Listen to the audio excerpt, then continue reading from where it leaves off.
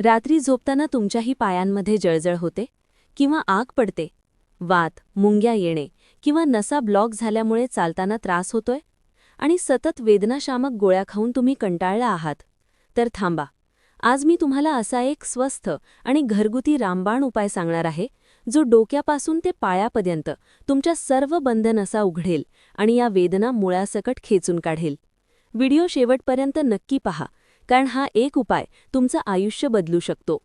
नमस्कार, मी आहे डॉक्टर संगीता जाधव. माझ्या गेल्या 20 वर्षांच्या अनुभवात मी पाहिले की आपल्या देशात मी आत्ता ज्या समस्या सांगितल्या त्या लोकांना खूप जास्त सतावतात.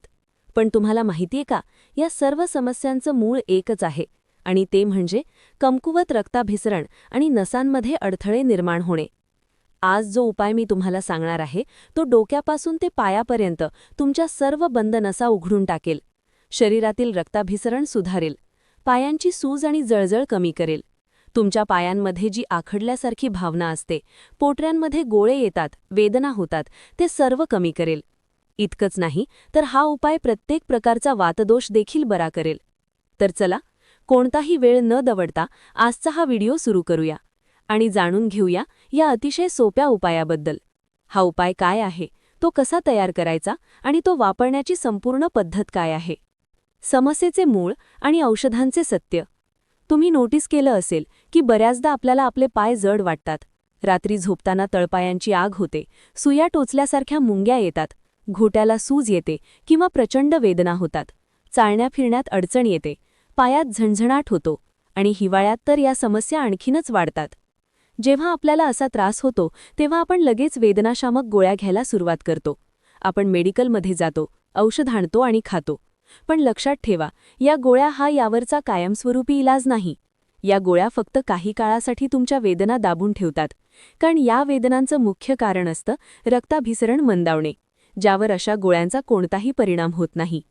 आयुर्वेदानुसार यामुळे शरीरातील वातदोष वाढतो आणि विज्ञानाच्या भाषेत याला सूक्ष्म रक्ताभिसरणातील बिघाड म्हणतात.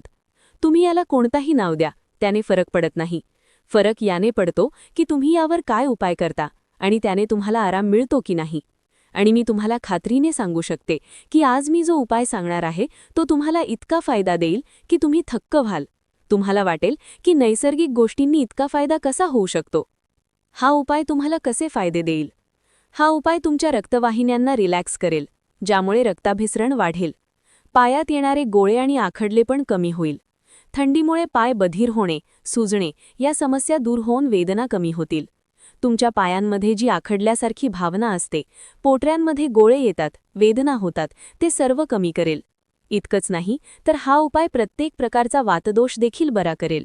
तर चला, कोणताही वेळ न दवडता आजचा हा व्हिडिओ सुरू करूया आणि जाणून घेऊया या अतिशय सोप्या उपायाबद्दल.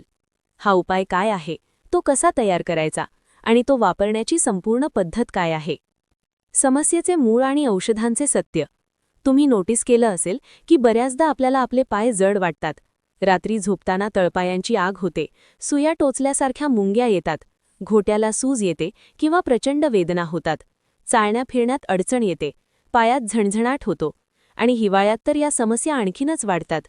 जेव्हा आपल्याला असा त्रास होतो तेव्हा आपण लगेच वेदनाशामक गोळ्या घ्यायला सुरुवात करतो. आपण मेडिकलमध्ये जातो, औषध आणतो आणि खातो. पण लक्षात ठेवा, या गोळ्या हा यावरचा कायमस्वरूपी इलाज नाही.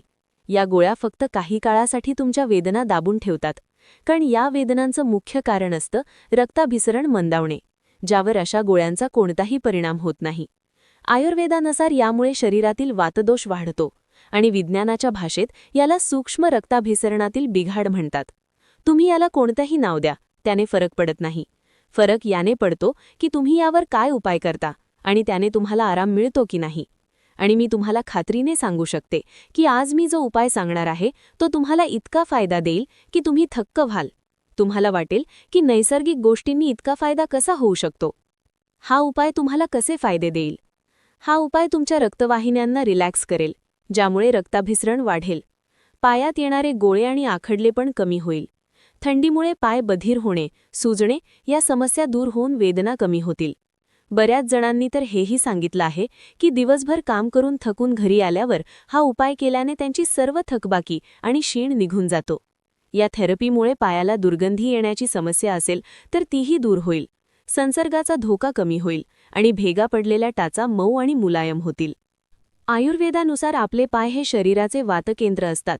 थंड हवा, ताणतणाव आणि कमकुवत रक्ताभिसरण यामुळे वातदोष वाढतो. हा उपाय शरीरात साचलेला वातदोष कमी करतो.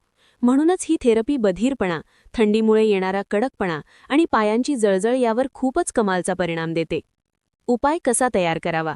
चला, मुख्य विषयाकडे वळूया. या उपायामध्ये तुम्हाला फक्त 3 गोष्टी वापरायच्या आहेत. 1. गरम पाणी. 2. भीमसेनी कापूर. लक्षात ठेवा, फक्त भीमसेनी कापूरच घ्यायचा आहे, कारण तो जास्त शुद्ध आणि प्रभावी असतो.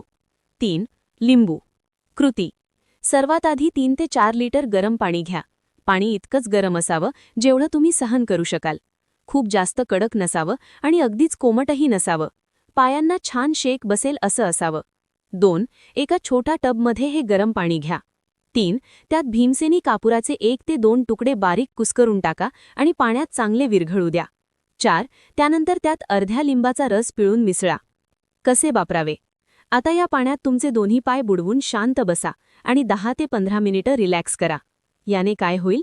तुमच्या पायांमधील रक्ताभिसरण वेगाने वाढेल, नसांना आराम मिळेल आणि वेदना, आखडलेपण, झणझणाट, पायांची जळजळ आणि सूज या सर्व समस्यांमध्ये तुम्हाला लगेच आराम मिळेल. याने तुमचे मनही शांत होईल आणि रात्री झोपही गाढ लागेल. ही थेरपी तुम्ही रोज रात्री झोपण्यापूर्वी काही वेळ आधी करा. अधिक फायद्यासाठी काही खास गोष्टी: जर तुम्हाला हा उपाय अधिक प्रभावी बनवायचा असेल तर तुम्ही यात काही गोष्टी मिसळू शकता.